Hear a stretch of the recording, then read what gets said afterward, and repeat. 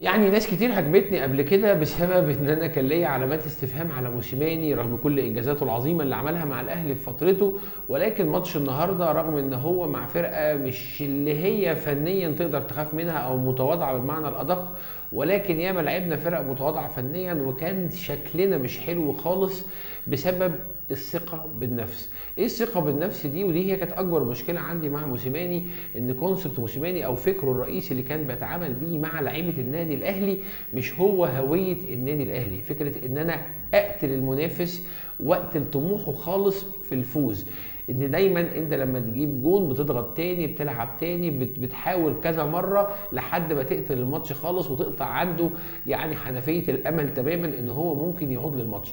ده اللي ظهر في الفتره الاخيره في ماتشات كتير لكولر، وظهر النهارده رغم التواضع الفني زي ما قلت لفريق اوكلاند سيتي، ان انت قادر ان انت تموت الطموح بتاعهم تماما بالثقه بالنفس، باللعب الكوره على الارض، بتدوير الكوره بشكل جيد جدا.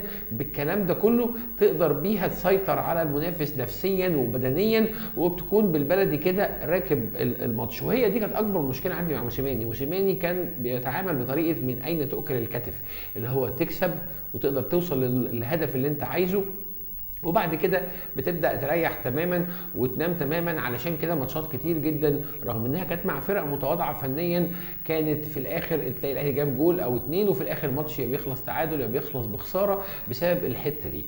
لكن النهارده شفنا صوره مختلفه جدا. مبروك لكل جمهور النادي الاهلي، الفوز المهم نفسيا قبل ما يكون مهم على فرقه كبيره، وقدر بيه يصعد للسته الكبار، وهيلاعب الفريق الامريكي ان شاء الله الماتش الجاي على الصعود لقبل النهائي. ونتمنى كلنا نشوف مواجهه كبيره بين البطلين القرن اللي لعبوا سنه 2001، ويتعاد ماتش الاهلي وريال مدريد مره اخرى. واداء النادي الاهلي النهارده لو قدر يستمر مع تحط كده بين قوسين حته عدم الرعونه وعدم التسرع في انهاء الهجمه، لان هي كانت اكبر مشكله عندك النهارده بتواجهها. لان انت ماتش النهارده كان ممكن يخلص حفله كبيره جدا، لكن كتير قوي في الكور كان في رعونه واستهتار وتسرع، وعايز بقى كل اللعيبه تظهر انها يعني موجوده في كاس العالم للانديه. ودوت اعتقد ان كولر هيكون ليه رؤيه معاهم وكلام معاهم في الفتره الجايه لحد الماتش الجاي.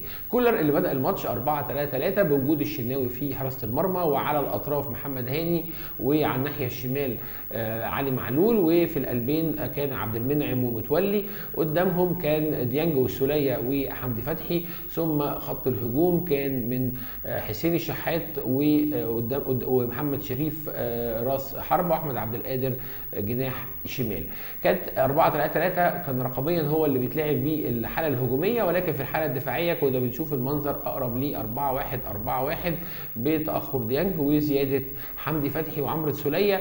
وبقدر هنا يقدر عمليه استعاده الكره بشكل سريع، والضغط العالي اللي هو عمله، او ممكن نقول ان هو مش ضغط عالي جدا، ضغط فوق المتوسط، كان فايده جدا ان هو يقدر يستعيد الكره بشكل اسرع. علشان كده كنا بنشوف ان انت ازاي بتقدر ترجع للهجمه، والفريق النيوزيلندي مش منظم دفاعيا، وده اللي ادى الى ان انت توصل لهجمات وكور كتيره او فرص كتيره قدر يوصل بيها النادي الاهلي لمرمى الفريق النيوزيلندي بسهوله، بسبب ان هو كان بيستعيد الكره في فتره زمنيه اسرع، وبيقدر بيها ان هو يلحق يعمل الهجمه، وكان عنده سرعه في عمليه التحول الهجومي يقدر بيها يوصل للفريق النيوزيلندي وهو لسه ما رتبش صفوفه او ما رتبش خط دفاعه بشكل سليم.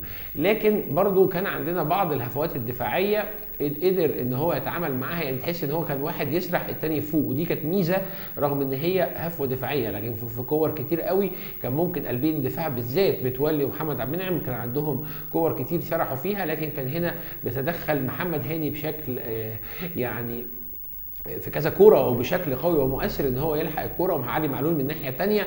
وبمناسبه محمد هاني، طبعا محمد هاني وحسين الشحات تحس ان الاهلي متعاقد معاهم لكاس العالم للانديه، بس دايما بيبقى ليهم مستوى مميز جدا في كاس العالم للانديه. حسين الشحات اللي هو جاب جول مع الفريق الاماراتي اللي كان بيلعب معاه الكاس العالم اللي قبل اللي فات كان مع الدحيل، والنهارده بيبدا المسيره ويفتتح الاهداف في نهايه الشوط الاول، وبيقدر يفتح الطريق للاهلي، لان فريق نيوزيلندا او فريق نيوزيلندا النيوزيلندي نزل الشوط الثاني عايز يتعادل. ده سهل مهمه الاهلي ان هو يقدر يتعامل مع خط دفاعه اللي بدا يتقدم وبدا الخطوط تتفتح بشكل واضح جدا، ان هو يتعامل مع الماتش بشكل سليم. حتى كولر في تغييراته كان عقلاني جدا جدا، وفلسفه كولر كانت دايما الواقعيه والمصلحه. الواقعيه والمصلحه دي فلسفه انا شايف ان كولر تعامل معاها في الفتره الاخيره، وخصوصا بعد الرجوع من كاس العالم ورجوع اللعيبه من كاس العالم. بدات يعني طبعا لعيبه الاهلي ما كانش في كاس العالم، بس بعد رجوع الدوري وانتظامه في كاس العالم بتحس ان هو كان بيبص لمصلحه الفريق او فلسفه مصلحه الفريق اهم وابقى من اي شيء، مع الواقعيه الشديده جدا. وده واضح جدا في تغييراته ولعبه، واللعيبه اللي بيختارها للملعب ما بيختارش على اساس بيحب ويكره والكلام ده كله، لا دايما بيختار اللعيب اللي يقدر يديله الحته اللي هو عايزها. كتير من جمهور الاهلي كان عنده علامات استفهام على استبعاد سافيو وعلى استبعاد كريستو في القائمه النهائيه بتاعه كاس العالم للانديه. شفنا النهارده ان لاعب زي كريستو هيكون لاعب صغير ما عندوش الخبرات اللي هو يقدر يتعامل فيها او يتعامل بيها مع البطوله دي، وان هو لعيب لسه يعني عنده من الطموح ان هو يبقى حاجه، ودي حاجه كويسه، ولكن الطموح ده في بعض الاحيان مع السن الصغير وقله الخبره بتقلب بتسرع شديد جدا في ماتشات الهفوه فيها ممكن تقلب الماتش. يعني النهارده حتى شفنا ديانج في كوره هفوه بسيطه كانت قلبت هجمه سريعه جدا، اللي هو تدخل رائع جدا لمحمد هاني اللي قدر ينقذ الكوره دي. فبالتالي وجود كريستو بسنه الصغير وقله خبرته وطموحه الشديد جدا اللي بيؤدي الى التسرع، اعتقد ان هو كان هيكون مضر للفريق اكتر منه مفيد، لكن هو لعيب مستقبل. برضو يعني اللعيب سافيو البرازيلي برضو ما كانش جمهور الاهلي عنده يعني نوع من القناعه بيه بمعنى ادق، ولكن يعني عدم وجوده في القايمه برضو عمل علامه استفهام ان هو ازاي ان انا عندي لعيب محترف برازيلي ما يكونش موجود حتى لو هو احتياطي واقدر استفيد بيه في اوقات معينه من الماتش، ويقدر يتعامل معايا ويعمل لي زياده هجوميه بشكل او باخر. ولكن شفنا النهارده ازاي ان اللعب المفيد او اللعب الايجابي او اللعب اللي بيوصلك اسرع للمرمى هو ده اللي بيدور عليه كولر. وظهر جدا في تغيير المفاهيم عند عبد القادر وحسين الشحات، ان بقينا شايفين ان هما بيخدموا الفريق. لسه قفشه ما عندوش الحته دي، عشان كده حتى كان تغييره متاخر شويه.